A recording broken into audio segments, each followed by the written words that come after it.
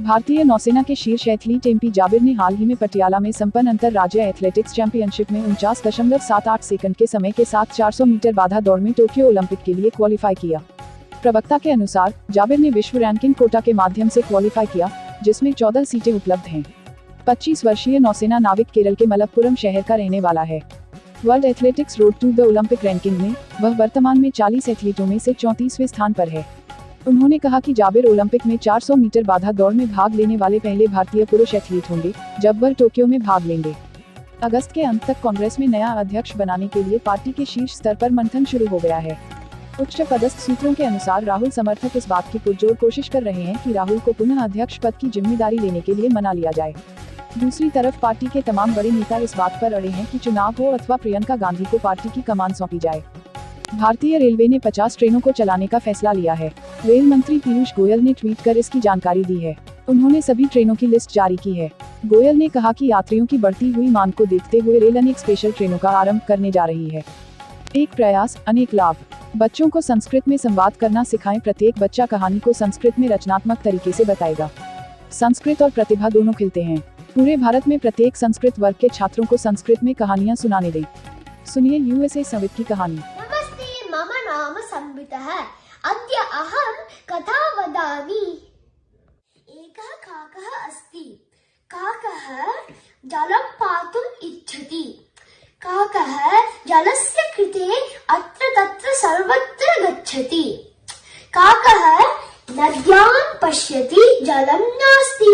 काकः कूपे पश्यति, जलं नास्ति। ग्रीष्म ऋतुः, अतः कुत्र अपि जलं नास्ति। वृक्षस्य पृष्ठतः एकः घटः अस्ति। घटे जलमपि अस्ति। काकः घटस्य उपरि उपविशति। काकः जलं पातुं न शक्नोति। घटस्य वामतः शिलाः सन्ति। काकः शिलां घटे क्षिपति। जलम् उपरि आगच्छति। इतोपि काकः शिलाः क्षिपति। जलम् इतोपि उपरि आगच्छति। काकः जलं पिबति। काकः गृहं गच्छति। धन्यवादः। बीजेपी उत्तर प्रदेश कार्य समिति की बैठक 7 जुलाई को प्रस्तावित है, जिसका ऐलान जल्द ही होगा। मार्च में पिछली कार्य समिति की बैठक लखनऊ में हुई थी। इसमें यूपी मिशन 2022 का एजेंडा तय किया जाना है। स्मारक घोटाले में उत्तर प्रदेश के पूर्व मंत्री नसीमुद्दीन सिद्दीकी और बाबू सिंह कुशवाहा को विजिलेंस का नोटिस। जुलाई के तीसरे हफ्ते में पूछताछ के लिए बुलाया गया। मायावती सरकार में 4200 करोड़ का हुआ था घोटाला। उत्तर प्रदेश पुलिस ने मशहूर शायर मुनव्वर राणा के घर की देर रात तलाशी ली है। इस घटना से मुनव्वर राणा के परिवार वाले हैरान हैं। कहा जा रहा है कि पुलिस वालों ने मुनव्वर राणा के परिवार वालों से कई तरह के सवाल भी पूछे हैं। इससे घर वाले काफी आहत हुए हैं। उन लोगों का कहना है कि पूछने पर पुलिस वालों ने कुछ भी नहीं बताया कि आखिर वे किस जुर्म में घर की तलाशी ले रहे हैं। मुनव्वर राणा की बेटी का कहना है कि प्रशासन बदले की भावना से कार्रवाई कर रही है। मुनव्वर राणा ने इस घटना के बाद दी अपनी प्रतिक्रिया। क्या है? देखिए, पहली बात तो ये है कि वो लखनऊ में मेरे घर पे नहीं आए। वो कश्मीर पे मिलिटेंट्स का हमला था। तो हमारा ये जो घर है, ये लाइब्रेरी है, जो सरस्वती मंदिर है, इसकी बेहुरमती करने के लिए मुझे बीमार आदमी जो चल ही नहीं सकता है, बाथरूम भी नहीं जा सकता है, उसके साथ धक्का मुक्की करते हुए और वो ऊपर भी घर चले गए। घर में हमारे कोई भी नहीं था। हम यहीं पड़े रहते हैं, हम ऊपर जा ही नहीं सकते हैं।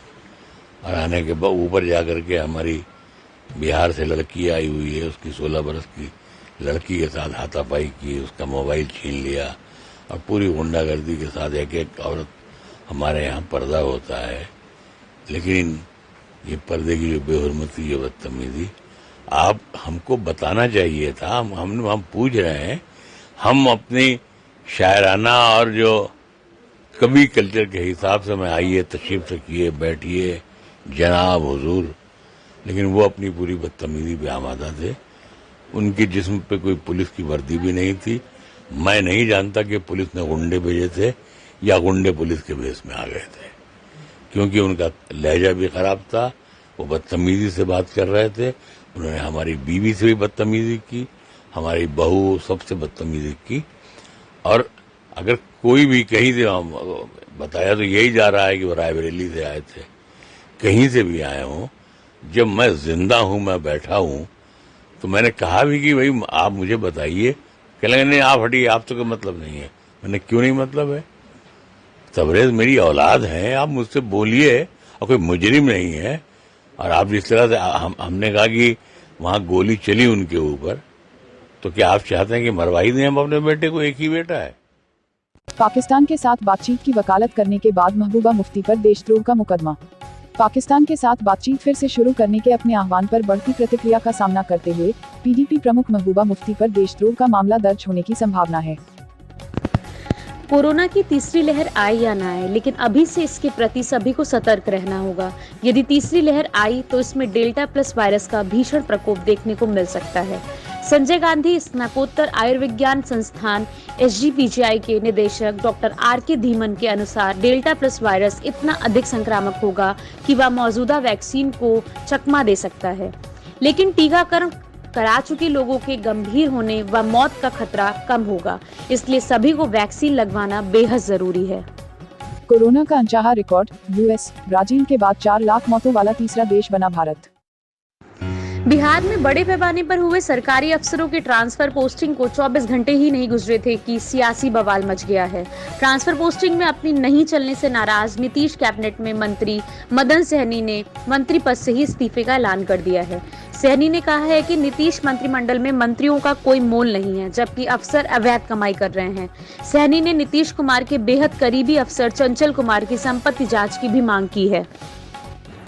राजस्थान सरकार और कांग्रेस संगठन में चल रही वजूद की राजनीति का संघर्ष थम नहीं रहा है। इससे सीएम अशोक गहलोत की मुश्किलें लगातार बढ़ती जा रही हैं। सरकार और संगठन से नाराज पार्टी के कई नेताओं ने अपनी आवाज आला कमान तक पहुंचाने के लिए दिल्ली में डेरा डाल दिया है। कांग्रेस के टिकट पर चुनाव लड़कर हार चुके पार्टी के कई नेता खुद को उपेक्षित महसूस कर रहे हैं। इस संबंध में सोनिया गांधी को चिट्ठी लिखने के बाद अब ये नेता दिल्ली में डेरा जमाकर बैठ गए हैं। निर्दलीय विधायकों से नाराज 19 कांग्रेसी नेता अब आला कमान से आर पार की बात करने के मूड में हैं। उत्तर प्रदेश पुलिस भर्ती बोर्ड ने जेल वार्डर, महिला वार्डर, घुड़सवार सिपाहियों की भर्ती का परिणाम घोषित कर दिया है। जेल वार्डर के 3012, महिला वार्डर के 626, घुड़सवार सिपाही के 102, फायरमैन के 2065 पदों पर भर्ती का परिणाम जारी किया गया है। मुख्यमंत्री योगी आदित्यनाथ आज उत्तर प्रदेश पुलिस भर्ती एवं प्रोन्नति बोर्ड द्वारा चयनित 5805 अभ्यर्थियों को नियुक्ति पत्र वितरित करेंगे।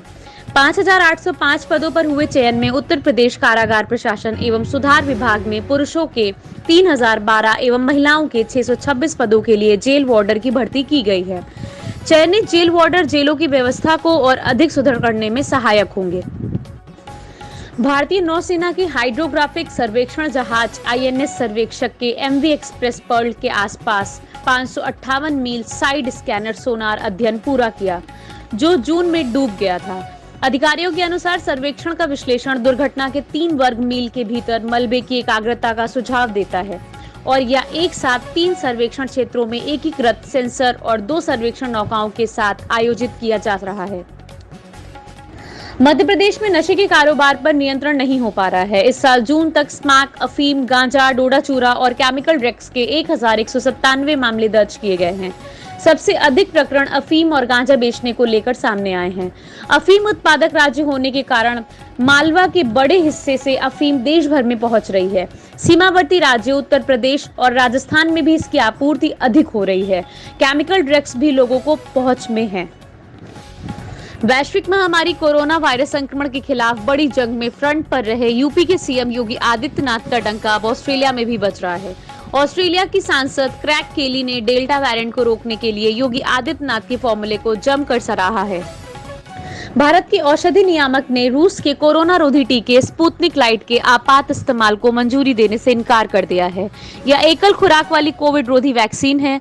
विषय विशेषज्ञ समिति की बैठक में सुझाई गई सिफारिशों के आधार पर भारतीय औषधि महानियंत्रक यानी DGCI ने यह फैसला लिया है। ऑयल इंडिया ने जूनियर असिस्टेंट क्लर्क कम कंप्यूटर ऑपरेटर के पद पर भर्ती के लिए आवेदन मांगे हैं। इच्छुक और योग्य उम्मीदवार जूनियर असिस्टेंट पद पर भर्ती के लिए ऑयल इंडिया की आधिकारिक वेबसाइट पर 15 अगस्त 2021 तक आवेदन कर सकते हैं। जूनियर असिस्टेंट के 120 पदों पर भर्ती की जाएगी। उत्तर प्रदेश के मिर्जापुर जिले में एक चौंकाने वाली खबर सामने आई है। यहाँ के लालगंज थाना क्षेत्र स्थित आदिवासी बिजरी गांव में 8वीं क्लास में पढ़ने वाली नाबालिग लड़की की शादी 40 वर्षीय अधेड़ से की जा रही थी। मामले की जानकारी मिलने पर जिला प्रोबेशन अधिकारी दल बल के साथ गांव में पहुंच गया। पूछताछ के बाद इस बाल विवाह को रुकवा दिया गया। साथ ही पुलिस बुलवाकर कई लोगों को गिरफ्तार कराया गया। जिला प्रोबेशन अधिकारी शक्ति त्रिपाठी का कहना है कि यह न केवल बाल विवाह का मामला है, बल्कि विवाह के आड़ में मानव तस्करी का भी मामला लग रहा है। विवाह के लिए आए लड़के के साथ उसके केवल कुछ साथी ही थे जो गैंग के सदस्य लग रहे थे। लखनऊ का केजीएमयू तलाश करेगा ब्लैक फंगस की वजह। आईसीएमआर ने देश भर में बनाए हैं 13 सेंटर। यूपी में केजीएमयू को मिली जिम्मेदारी। यूपी में 1000 से ज्यादा मिल चुके मरीज। यूपी को 2 दिन और गर्मी से नहीं मिलेगी राहत। यूपी के कई शहरों में पारा 40 डिग्री के पार पहुंचा। पश्चिमी विक्षोभ, दक्षिण पश्चिम हवाएं निचले स्तर पर। अभी अगले 2 दिन गर्म हवाएं चलने के आसार। आगरा, लखनऊ, फतेहगढ़, बांदा, कानपुर नगर गर्म शहर। अमेरिकी विदेश विभाग के प्रवक्ता नेड प्राइस ने चीन के परमाणु निर्माण के कारण हथियार नियंत्रण उपायों की आवश्यकता पर आवाज उठाई है और यह भी कहा है कि अमेरिका ने हथियारों की होड़ से बचने के लिए बीजिंग से हथियारों के नियंत्रण पर मिलकर काम करने का आग्रह किया है। बीजेपी के राष्ट्रीय अध्यक्ष जेपी नड्डा ने कहा कि प्रधानमंत्री नरेंद्र मोदी के नेतृत्व में राष्ट्रीय जनतांत्रिक गठबंधन सरकार पुडुचेरी का चहुमुखी विकास सुनिश्चित करेगी। नड्डा ने पुडुचेरी के विधायकों के साथ अपनी मुलाकात की जानकारी ट्विटर पर साझा की। दिल्ली की अरविंद केजरीवाल सरकार ने प्राइवेट स्कूलों की फीस को लेकर मनमानी पर बड़ा फैसला लिया है। सरकार ने आदेश दिया कि राजधानी के सभी निजी स्कूलों को अपनी फीस में 15% की कटौती करनी होगी। ये आदेश पिछले साल के शैक्षणिक सत्र यानी 2020-21 के लिए लागू होगा। सरकार के आदेश में ये भी कहा गया है कि अगर स्कूलों ने पेरेंट्स से ज्यादा फीस ली है तो उन्हें पैसे लौटाने होंगे या फिर आने वाले साल में एडजस्ट करना होगा। स्कूली बजट में बढ़ोतरी के बावजूद बच्चों की शिक्षा के मामले में पाकिस्तान सबसे निचले पायदान पर। शिक्षा खर्च में 2.8% तक की वृद्धि के बावजूद पाकिस्तान में अभी भी कई कारणों से स्कूल न जाने वाले बच्चों ओओएससी की दुनिया की दूसरी सबसे बड़ी संख्या है। अमेरिकी राष्ट्रपति जो बिडेन द्वारा समर्थित एक वैश्विक न्यूनतम कर पर 130 देशों द्वारा बहुराष्ट्रीय निगमों को कम दरों वाले देशों में आय स्थानांतरित करके करों से बचने से रोकने के वैश्विक प्रयास के हिस्से के रूप में सहमति व्यक्त की गई है। Please subscribe Viral Times for latest news update and press the bell icon to get all the latest video updates.